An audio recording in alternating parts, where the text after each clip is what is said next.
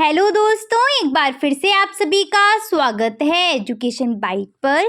कैसे हो आप सभी? मुझे उम्मीद है कि आप सभी एकदम बढ़िया होंगे।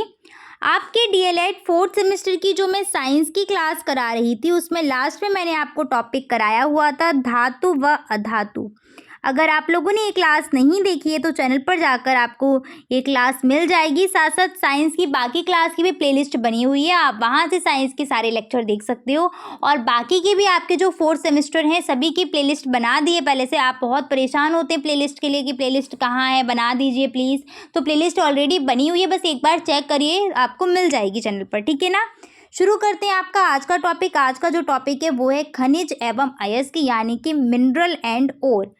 मिनरल क्या होते हैं? तो खनिज और अयस्क दोनों से ही आपके क्वेश्चन आते हैं। सेपरेट क्वेश्चन भी आता है कि अयस्क किसे कहते हैं या खनिज किसे कहते हैं, या खनिज और अयस्क में क्या अंतर है, दोनों ही चीज़ें पूछी जाती हैं। तो खनिज क्या है? नाम से ही आप खनिज यानी कि खानों से निकलने वाली कोई चीज़ होगी।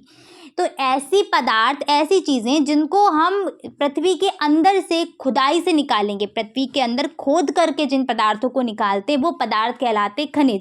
या खानों से निकल रहे होंगे वो भी खनिज होंगे। तो ऐसे पदार्थ जो प्रायः धरती के अंदर खुदाई के माध्यम से निकाले जाते हैं, या फिर आप ये भी बोल सकते हो जो खानों या किसी मूल स्रोत से प्राप्त किए जाते हैं, उन पदार्थों को हम क्या कहते हैं? उन पदार्थों को कहते हैं खनिज। अब आते हैं अयस्क क्या होते हैं भाई।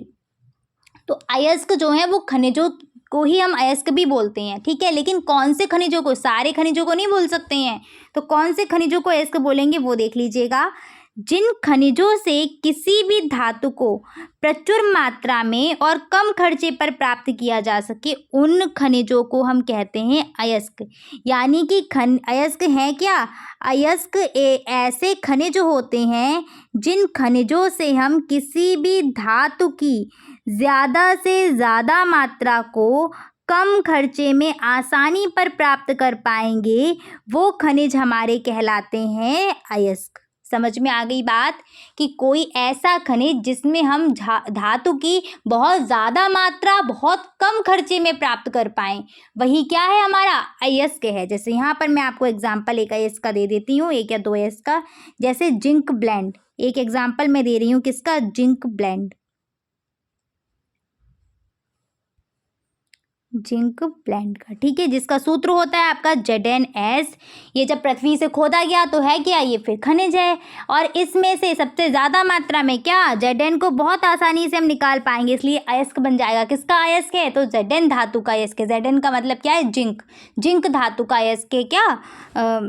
जिंक ब्लेंड, ठीक है। यहाँ से एक पॉइंट आपका क्लियर हो जाता है कि सभी अयस्क तो खनिज हो सकते हैं, परंतु सभी खनिज अयस्क नहीं हो सकते। यहाँ पर मैंने आपको बोला था, क्या बोला था? कि अयस्क जो है वो ऐसे खनिज हैं, यानी कि अयस्क क्या है? खनिज ही हैं अयस्क। तो वही आप इस पॉइंट को ध्यान रखना, एमसीक्यू में पूछा जाता है, बहुत इंपॉर्टेंट पॉइंट है ये, कि क्या सभी खनिज अयस्क होते हैं, क्या सभी अयस्क खनिज होते हैं, क्या दोनों पॉइंट ठीक है या दोनों गलत हैं। तो याद रखना, सभी अयस्क तो खनिज हो पाते हैं लेकिन सभी खनिज जो हैं वो अयस्क नहीं होते हैं। अब आते हैं आपके आगे टॉपिक पर कि कुछ यहाँ पर मैंने धातुएं लिखी हैं, उन धातुओं के इधर प्रतीक चिन्ह हैं और उनके साथ साथ मैंने उनके अयस्क के नाम लिखे हैं। पहली धातु है कॉपर। कॉपर का सिंबल होता है Cu। और देखिए जो भी आपके सिंबल यहाँ पर रहेंगे केमिस्ट्री में, वो पहला जो लेटर बनता है वो कैपिटल बनता है और दूसरा लेटर बनता है स्मॉल, ठीक है। कॉपर का अगर सिंबल क्या है? Cu। तो आप इस तरीके से मत लिखिएगा, ये गलत है। दोनों कैपिटल नहीं बनेंगे, पहला कैपिटल बनेगा दूसरा स्मॉल बनेगा। वैसे तो जनरली पता होगा आप लोगों को, लेकिन जिन्हें नहीं पता है उनके लिए मैंने चीज़ क्लियर कर दी, ठीक है ना। चलिए, कॉपर के अयस्क कौन कौन से हैं? तो कॉपर का अयस्क है आपका पहला कॉपर पाइराइट जो है CuFeS2, इसका सूत्र है। सूत्र याद करने की कोई ज़रूरत नहीं है, बस इनके अयस्क के नाम याद कर लेना, 2 से 3। क्या पता है अति लघुत्तरीय प्रश्नों में आपसे सीधे सीधे पूछ लिया जाए कि एल्यूमिनियम और कॉपर के 2-2 अयस्क लिखिए, ठीक है, या 3 अयस्क लिखिए। तो अब वहाँ पर आपको इनके नाम पता होने चाहिए। कॉपर का पहला अयस्क है कॉपर पाइराइट, CuFeS2 इसका सूत्र है। दूसरा है कॉपर ग्लांस, इसका सूत्र होता है Cu2S। सूत्र याद मत करो, नहीं याद हो रहा है, बस नाम याद कर लेना, ठीक है, ज़्यादा पचड़े में मत पड़ो, लेकिन अगर कर पा रहे हो तो दोनों, पहले नाम याद कर लो, उसके बाद प्रयास करना सूत्र याद करने के। फिर है क्यूप्राइट Cu2O, ये हो गया इसका तीसरा एस। इसके बाद बात करते हैं एल्यूमिनियम की। एल्यूमिनियम का सबसे ज़्यादा जो आपका इंपॉर्टेंट अयस्क है, पहले तो एल्यूमिनियम का सिंबल देखो, एल्यूमिनियम का सिंबल होता है Al। एल्यूमिनियम का जो सबसे ज़्यादा मुख्य अयस्क हम बोलें वो होता है बॉक्साइट, और बॉक्साइट का सूत्र होता है Al2O3 × 2H2O। इसके बाद है आपका कोरंडम, कोरंडम का सूत्र होता है Al2O3, और उसके बाद है आपका क्रायोलाइट। जिनके इंपॉर्टेंट है सूत्र उनके ही मैंने यहाँ पर लिखे हुए हैं, ठीक है। नेक्स्ट आपका अयस्क सॉरी धातु रहेगी जिंक। जिंक का जो सिंबल होता है वो होता है Zn। जिंक का जो आपका पहला या मुख्य अयस्क है वो है जिंक ब्लेंड, और जिंक ब्लेंड का सूत्र होता है ZnS।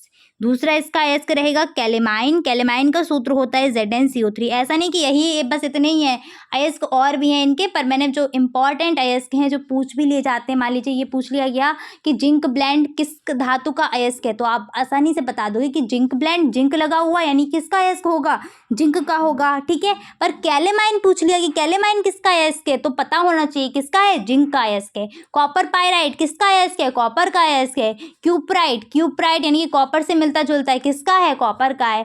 बॉक्साइट को ध्यान रखना, बॉक्साइट बहुत फेमस है, सुना भी होगा, एल्यूमिनियम का अयस्क होता है। आगे बढ़ते हैं आपके आयरन पर। तो आयरन, आयरन यानी कि आपका होता है, इसको लोहा बोलते हैं। क्या बोलते हैं, लोहा। इसका सिंबल होता है Fe, ठीक है, Fe बोल रही हूँ, Fe। और इसका पहला है अयस्क हेमेटाइट, जिसका सूत्र है Fe2O3। दूसरा है magnetite Fe3O4। Limonite 2FeO3 × 3H2O। और सीडराइट जिसका सूत्र है FeCO3, ठीक है। तो यहाँ से एक बार मैं फिर से रिवाइज करा देती हूँ आपको, हेमेटाइट, मैग्नेटाइट, लिमोनाइट और सिडेराइट, ठीक है। जिंक के हो जाएंगे जिंक ब्लेंड, जिंक और कैलामाइन। इसके बाद लेड के अयस्क की बात करें तो लेड का अयस्क, पहले तो लेड को बोलते हैं आपका शीशा। लेड का दूसरा नाम क्या है, शीशा है, और इसका सिंबल होता है Pb। इसका अयस्क है गैलेना, जिसका सूत्र होता है Pbs, ठीक है। इसके बाद आता है आपका सिल्वर। सिल्वर यानी कि इसका दूसरा नाम भी लिख देती हूँ मैं, दूसरा नाम होता है सिल्वर का चांदी। इसका सिंबल होता है Ag, ठीक है। इसका जो अयस्क है पहला है हॉर्न सिल्वर, जिसका सूत्र है AgCl, बहुत इंपॉर्टेंट है हॉर्न सिल्वर। और दूसरा अयस्क है इसका अर्जेंटाइट, ठीक है। Pb का जो है वो क्या है, गैलेना, और सिल्वर का अयस्क होता है हॉर्न सिल्वर और अर्जेंटाइट। इसके बाद बात करते हैं मरकरी की। तो मरकरी को हम दूसरा नाम मरकरी का क्या है, पारा होता है मरकरी। Hg इसका सिंबल है, जो थर्मामीटर में भरा हुआ होता है ना पारा, वही है आपका क्या, मरकरी, ठीक है। मरकरी का अयस्क होता है सिनेबार, और इसका सूत्र है HgS। एक बार मैं फटाफट से आपको फिर से रिवाइज करा देती हूँ यहाँ पर। कॉपर का अयस्क क्या है, तो कॉपर का अयस्क है आपका कॉपर पाइराइट, कॉपर ग्लांस और क्यूप्राइट। इसके बाद एल्यूमिनियम के अयस्क की बात करते हैं तो एल्यूमिनियम का अयस्क होता है बॉक्साइट, कोरंडम और क्रायोलाइट। इसके बाद जिंक के अयस्क की बात करें तो जिंक का अयस्क है आपका जिंक ब्लेंड, कैलेमाइन। आयरन का अयस्क होता है हेमेटाइट, मैग्नेटाइट, लिमोनाइट और सीडराइट। और लेड का अयस्क है आपका गैलेना। सिल्वर का अयस्क है हॉर्न सिल्वर और अर्जेंटाइट। मरकरी का अयस्क है सिनेबार। बस इनको याद रखना, खास करके इनके सिंबल भी याद रख लेना, कभी कभी बेसिक चीज़ें पूछ लेते हैं ना। मरकरी का सिंबल क्या है भाई, Hg होता है, ठीक है। चलो, अयस्क कितने प्रकार के होते हैं, तो अयस्क होते हैं मुख्य रूप से 4 प्रकार के। पहला होता है आपका सल्फाइड अयस्क, दूसरा होता है ऑक्साइड अयस्क, तीसरा है आपका कार्बोनेट अयस्क, और चौथे हैं आपके हैलाइड अयस्क, ठीक है। सल्फाइड अयस्क क्या होंगे, जिसमें सल्फर प्रेजेंट होगा, जैसे कि आपका क्या, सिनेबार। सिनेबार का सूत्र क्या है, HgS। इसमें जो पीछे आपको S लगा हुआ मिल रहा है ये क्या है, सल्फर है आपका। इसी प्रकार से जिंक ब्लेंड का सूत्र क्या, ZnS। इसमें पीछे क्या लगा हुआ मिल रहा है, सल्फर, तो ये क्या हो जाएगा, सल्फाइड अयस्क हो जाएगा। ऑक्साइड अयस्क जिसमें क्या होते हैं, ऑक्सीजन होती हैं, ठीक है। पीछे क्या लगा होगा, ऑक्साइड लगा होगा, यानी कि ऑक्सीजन होगी। और ऑक्साइड अयस्क में आपका देख लीजिए कौन सा रहा, ये रहे हेमेटाइट और मैग्नेटाइट। Fe2O3 आपका इसमें आ जाएगा, Fe2O3 हेमेटाइट। इसके बाद कार्बोनेट अयस्क की बात करते हैं तो जिसमें पीछे क्या होता है, कार्बोनेट लगा हो, यानी कि जिसमें कार्बोनेट होते हैं। पीछे लगे होने का मतलब है, जैसे कि आपको ये सूत्र मैंने लिखे हुए हैं तो आप आसानी से यहाँ फाइंड कर लोगे कि कार्बोनेट वाला कौन सा है, कैलामाइन है, ठीक है, ZnCO3। तो जिसमें क्या होगा, कार्बोनेट की अशुद्धियाँ होंगी। कार्बोनेट अयस्क में क्या होती है, अभी अयस्क से आप जब धातुओं को निकालेंगे तो वहाँ पर आपको पता चलेगा कि इसमें होती क्या है, अशुद्धियाँ होती हैं। जैसे मानो HgS है, इस HgS में धातु तो केवल Hg है ना, ये जो सल्फर है, सल्फर क्या है, अशुद्धि के रूप में आपका जुड़ा हुआ है। तो अब जब हम इसको शुद्ध करेंगे तो शुद्ध करते समय इस अशुद्धि को हम बाहर निकालते हुए चलेंगे और लास्ट में हमको ये मरकरी धातु शुद्ध रूप से प्राप्त हो जाएगी। अयस्क में अशुद्धियाँ होती है, उसी का हम क्या करेंगे अभी, शुद्धता, मतलब उसको कैसे हम शुद्ध धातु प्राप्त करेंगे वो आपका इसकी जस्ट बात का टॉपिक है। हैलाइड अयस्क क्या होते हैं, तो हैलाइड अयस्क जो है आपके ऐसे अयस्क होंगे जिसमें हैलोजन की अशुद्धियाँ होंगी। किसकी, हैलोजन वाली। और हैलोजन का आपका, हैलोजन पूरा का पूरा एक ग्रुप है आवर्त सारणी में, अगर पढ़ा हुआ है तो ठीक है, वरना अभी आवर्त सारणी भी आएगी इसके बाद। तो हैलोजन ग्रुप में कौन कौन से आते हैं, आपका आता है फ्लोरीन, एफ से इसको रिप्रेजेंट करते हैं, फ्लोरीन, क्लोरीन, ब्रोमीन, आयोडीन और एस्टेटाइन। ठीक है, ये आते हैं आपके किसमें, ये आपके आते हैं हैलाइड के अंतर्गत। ठीक है, एस्टेटाइन शायद AS होता है सिंबल, चेक कर लेना। वैसे मैं आपको बता दूंगी एस्टेटाइन का, मुझे अभी मैं स्किप हो रहा है मेरे दिमाग से। ठीक है, शायद AS ही है आपका एस्टेटाइन का सिंबल। इसके बाद आपका जो रहेगा मतलब इसमें क्या जुड़ा होगा, हैलोजन जुड़ा होगा। जैसे आपको अभी मैंने कौन सा सूत्र बताया था, हॉर्न सिल्वर का बताया था, जो किसका होता है, अयस्क, Ag का अयस्क होता है। तो AgCl, इसमें पीछे क्या जुड़ा हुआ है, Ag जुड़ा हुआ है। ठीक है, एस्टेटाइन का मुझे याद आ गया है तो मैं आपको क्लियर कर देती हूँ। एस्टेटाइन का जो सिंबल होता है वो होता है आपका AT। ठीक है, मैंने पहले से ही लिखा था, कंफ्यूज हो गई थी मैं भी। AT होता है इसका सिंबल। तो जिसमें पीछे क्या होगा, यानी कि हैलोजन आपको मिल जाएगा सूत्र देख के ही। वैसे तो आपसे ये चीज़ें पूछी जाएंगी नहीं, बट फिर भी आपको पता होना चाहिए कि कौन से अयस्क कितने प्रकार के होते हैं, बाई चांस अगर आ जाए सिलेबस से हटके थोड़ा सा। कल हम मिलेंगे, आज तो इतना ही रखते हैं। कल हम मिलेंगे जिसमें हम पढ़ेंगे अयस्क का सांद्रण वगैरह, यानी कि अयस्क से शुद्ध धातु हम किस प्रकार से प्राप्त करेंगे, इसकी जो भी प्रोसेस रहती हैं वो हम कल क्लियर करेंगे। ठीक है, अयस्क से शुद्ध धातु को किस तरीके से प्राप्त किया जाता है।